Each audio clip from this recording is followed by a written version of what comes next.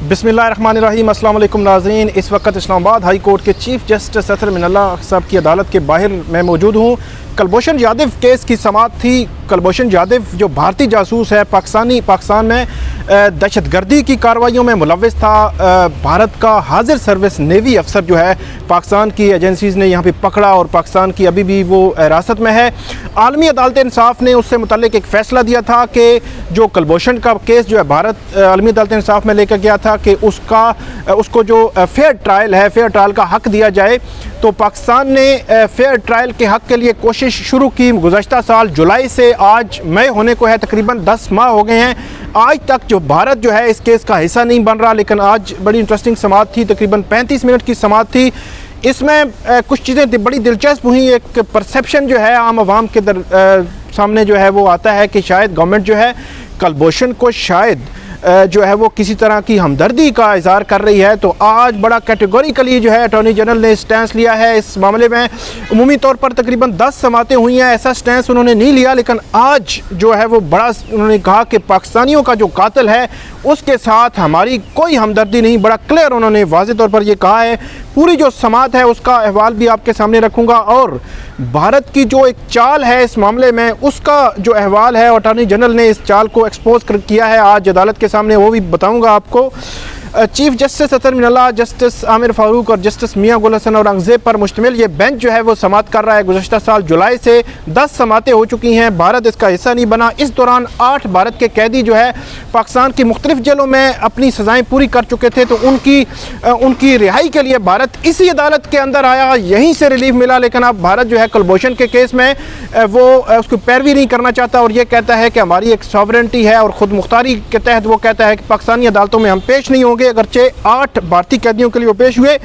آج جب سماعت شروع ہوئی تو اٹارنی جنرل جو ہے وہ عدالت کے سامنے پیش ہوئے، اور چیف جسٹس نے ان کے سامنے ایک سوال رکھا کہ جو بھارتی ہائی کمیشن کے وکیل ہیں بیرسٹر شاہ نواز نون، انہوں نے گزشتہ سماعت پر یہاں پہ ایک درخواست دائر کی تھی، اور اس میں انہوں نے یہ موقف لیا تھا کہ ہم نے 8 بھارتی قیدیوں کی حد تک جو درخواستیں دی تھی وہ غیر مؤثر ہو چکی ہیں، اب اس معاملے کو نمٹا دیا جائے۔ اور ایک انہوں نے یہ اس میں کہا تھا کہ بھارت جو ہے وہ پاکستان کی جو عدالت ہے اس کی جورسڈکشن کو تسلیم نہیں کرتا، کیونکہ بھارت ایک خود مختار جو ہے وہ ملک ہے، اس لیے پاکستان کی اس عدالت کی جورسڈکشن اپنے 9ویں قیدی کی حد تک جو ہے وہ منظور نہیں کرتا، اور 8 قیدیوں کی حد تک اسی کی جورسڈکشن منظور کی اور ریلیف حاصل کیا ہے۔ تو اس پر جو چیف جسٹس نے یہ کہا کہ ایسے لگتا ہے کہ یہ بھارت کو مس انڈرسٹینڈنگ ہے اس معاملے میں، اور بھارت جو ہے اس کو سمجھ نہیں سکا، اور ہم کسی کی اپنی جورسڈکشن ایکسٹینڈ نہیں کر رہے، بلکہ عالمی عدالت انصاف کا جو فیصلہ تھا اس میں فیئر ٹرائل جو ہے وہ دینا ہمارا مقصود ہے۔ ایک ایسے بندے کو انسانی جان بھی اس میں انوالو ہے، تو ہم یہ چاہتے ہیں کہ فیئر ٹرائل جو ہے اس میں دیا جائے، اور بھارت کی غلط فہمی جو ہے وہ دور ہونی چاہیے اس معاملے میں۔ تو بادی نظر میں چیف جسٹس نے یہ بھی کہا کہ ایسا لگ رہا ہے کہ بھارت اس معاملے اس پر جو عمل درآمد تھا عالمی عدالت انصاف کے فیصلے پر، اس کا حصہ جو ہے وہ نہیں بن رہا۔ تو اس دوران اٹارنی جنرل جو ہے وہ انہوں نے اپنے آرگومنٹس کا آغاز کیا، اور انہوں نے کہا کہ بھارت نے پاکستان کے کلبھوشن کے لیے وکیل مقرر کرنے کی تجویز کو جو ہے وہ مسترد کیا، اور بھارت کا موقف ہے کہ پاکستانی عدالتوں میں پیش ہونا ان کی خود مختاری کے خلاف ہے، اٹارنی جنرل نے یہ کہا۔ اور آگے جا کر انہوں نے یہ کہا کہ بھارت نے دیگر 4 قیدیوں وہی بات جو کیس میں اسی عدالت سے رجوع کیا، یہیں سے ریلیف ملا، لیکن کلبھوشن یادو کیس میں بھارت کو خود مختاری کا اعتراض ہے، تو دیگر قیدیوں کے کیس میں کیوں نہیں ہے؟ چیف جسٹس نے یہاں پر یہ کہا کہ بھارت اپنا نمائندہ مقرر کر کے اس عدالت کو یہ بتا دے کہ وہ کیا چاہتے ہیں، اور بھارت کی خود مختاری پر قطعاً ہمیں کوئی شک نہیں، نہ ہم کوئی ایسے سوال اٹھا رہے ہیں جہاں نہ اپنی جورسڈکشن جو ہے ایکسٹینڈ کر رہے ہیں۔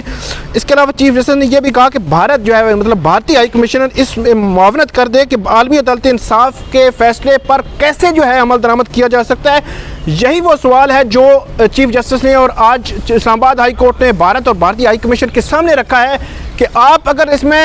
شامل نہیں ہونا چاہتے اور بطور پیروی نہیں کرنا چاہتے تو صرف بتا دیں آ کے کہ کیسے اس پہ مکمل جو ہے وہ عمل درآمد ہو سکتا ہے۔ اس کے بعد چیف جسٹس نے یہ بھی کہا، اٹارنی جنرل نے یہ کہا کہ اس عدالت کے تمام جو آرڈرز ہیں ان کی کاپیاں جو ہے وہ بھارتی جو جاسوس ہے کلبھوشن یادو اس کو باقاعدہ طور پر ہارڈ آرڈر کی کاپی دی جاتی ہے، لیکن وہ خود جو ہے وہ وکالت نامے یا کسی کو وکیل مقرر کرنے یا اس پہ سائن نہیں کیے، اس نے نہ اس پر کرنے کے لیے تیار ہے، وہ بھارتی ہائی کمیشن کی طرف دیکھ رہا ہے اور کلبھوشن یادو اب تک اپنے موقف پر قائم ہے کہ اس نے عدالت سے رجوع نہیں کرنا، یہ اٹارنی جنرل نے عدالت کو بتایا۔ اس کے علاوہ آج کی سماعت کے دوران جو بڑی چال تھی وہ وہی تھی کہ جو قیدی ہیں دیگر قیدیوں کے لیے بھارت اسی عدالت سے رجوع کر رہا ہے، ریلیف لے رہا ہے، لیکن کلبھوشن کے لیے وہ جو ہے وہ ریلیف نہیں لے رہا۔ جو حامد خان ہیں اس کیس میں سینئر وکیل ہیں، وہ اس میں عدالتی معاون ہیں، مائکس مقرر ہیں، ان کی جانب سے یہ کہا گیا کہ حکومت پاکستان کو کلبھوشن کو وکیل مقرر کرنے کے لیے خود عدالت آنے کی ضرورت نہیں تھی، ملٹری کورٹ کا فیصلہ چیلنج کیا جا سکتا ہے۔ اور چیف جسٹس نے اس پر کہا کہ حکومت پاکستان کو سراہتے ہیں کہ انہوں نے بھارت اور بھارتی شہری کو ایڈوانٹیج دیا، اور اٹارنی جنرل نے اس موقع پر یہ کہا کہ میں حامد خان صاحب کی جو بات ہے اس سے اختلاف کرتا ہوں، حکومت کو عدالت نہیں آنا چاہیے تھا، مطلب جو حامد خان صاحب نے کہا کہ حکومت کو عدالت نہیں آنا چاہیے تھا، اٹارنی جنرل نے کہا میں اختلاف کرتا ہوں، اور انہوں نے اس کا جواب یہ دیا کہ اگر حکومت پاکستان عدالت نہ آتی تو اس وقت جو بھارت ہے وہ ہیگ میں اس پر سماعت چل رہی ہوتی، ہیگ میں عالمی عدالت انصاف میں اس وقت توہین عدالت کی کارروائی چل رہی ہوتی، جس کا بھارت جو ہے انتظار کر رہا ہے۔ اور اٹارنی جنرل نے یہ کہا کہ 1 جنوری 2021 کو بھارت جو ہے بالکل تیار تھا کہ وہ عالمی عدالت انصاف میں جو ایک کیس ہیگ میں توہین عدالت کا وہ پاکستان کے خلاف شروع کرے، لیکن کیونکہ جولائی 2020 سے پاکستان نے جو یہاں پہ پروسیڈنگ شروع کرائی اور پاکستانی گورنمنٹ نے باقاعدہ طور پر آرڈیننس جاری کیا جس کے تحت جو ہے بھارت یہاں پہ وکیل مقرر کر کے اس کیس کی پیروی بھی کر سکتا ہے یہاں، لیکن کیونکہ کیس یہاں پہ زیر التوا ہے اس لیے بھارت کو کوئی موقع نہیں ملا کہ وہ عالمی عدالت انصاف میں پاکستان کے خلاف توہین عدالت کی جو کارروائی ہے وہ شروع کرا سکے، اور یہ عدالت جو ہے وہ بھارت کے آڑے آ رہی ہے۔ اور اٹارنی جنرل نے یہ آگے جا کر یہ بھی کہا کہ پاکستان کو پاکستانیوں کے قاتل سے کوئی ہمدردی نہیں ہے، اور ایسا نہیں ہے کہ ہم بھارتی حکومت کے پیچھے بھاگ رہے ہیں کہ وہ اب آئے اور اس میں کرے، اور بھارت اس عدالت میں سماعت ختم ہونے کا انتظار کر رہا ہے، یہ کہا انہوں نے، اور بھارت انتظار میں ہے کہ یہ سماعت ختم ہو اور بھارت عالمی عدالت انصاف سے رجوع کرے، یہ کہا اٹارنی جنرل نے۔ اور اٹارنی جنرل نے یہ بھی کہا کہ بھارت جو ہے بنیادی طور پر اس کیس کا حصہ جو ہے وہ بظاہر ایسے لگ رہا ہے کہ وہ حصہ نہیں بننے جا رہا، اور پاکستان کے خلاف جو ہے وہ پروپیگنڈا جو محاذ جو ہے وہ کھولنا چاہتا ہے، اور اس کا پرپس بھی یہی ہے۔ چیف جسٹس نے یہ کہا آگے چل کر کہ ہمارا انٹرسٹ صرف یہ ہے کہ انسانی زندگی اس معاملے میں انوالو ہے،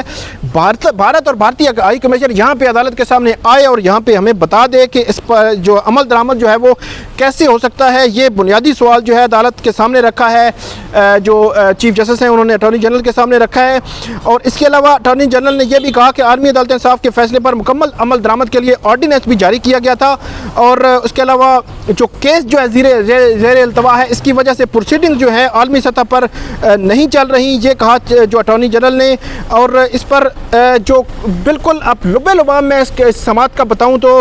15 جون تک کا وقت دے دیا ہے، اور اٹارنی جنرل نے بنیادی طور پر سپریم جو اسلام آباد ہائی کورٹ کو کہا تھا کہ وہ بھارت کو ایک اور موقع دے دیں کہ بھارت آئے اور جواب دے یہاں پہ، اور 15 جون تک کا ٹائم دے دیا ہے، اور بھارتی ہائی کمیشن کے سامنے ایک سمپل سوال رکھا گیا ہے کہ آپ یہ یہاں پہ بتائیں آ کے کہ جو عالمی عدالت انصاف کا فیصلہ ہے اس فیئر ٹرائل سے متعلق اس پر کیسے جو ہے وہ مکمل عمل درآمد ہو سکتا ہے، اس سوال پر جو ہے وہ ہمیں اسسٹ کر دیں۔ لیکن پاکستان اور پاکستانی گورنمنٹ کی جانب سے اٹارنی جنرل نے بڑا فیئر جو ہے سٹینس لیا ہے اور کہہ دیا ہے کہ ہمیں کوئی ہمدردی نہیں ہے، ہم عالمی عدالت انصاف کے فیصلے کی وجہ سے اس کیس کو آگے لے کر بڑھ رہے ہیں۔ اور یہی بات ہے کہ میرا خیال ہے پاکستانی گورنمنٹ کا موقف جو ہے کلبھوشن کیس میں قانونی طور پر اگرچہ بیان بازی نہیں ہوتی لیکن قانونی طور پر قانونی گراؤنڈز پہ میں کہتا ہوں زبردست طریقے سے پاکستانی گورنمنٹ جو ہے گزشتہ سال جولائی سے لے کر اب تک اس کیس کو لڑ رہی ہے اور بھارت کو ایکسپوز کر رہی ہے کہ بھارت 10 ماہ ہو گئے ہیں یہاں پہ پیش نہیں ہو رہا، اور میرے خیال میں یہ عالمی عدالت انصاف میں جب یہ معاملہ جائے گا تو بھارت کے لیے نیگیٹو ہوگا، اور یہ دیکھتے ہیں اب آئندہ 15 جون کو کیا ہوتا ہے۔ ناظرین یہ تھی ہماری آج کی ویڈیو، اس میں آپ کامنٹ ضرور کیجیے گا، بہت شکریہ۔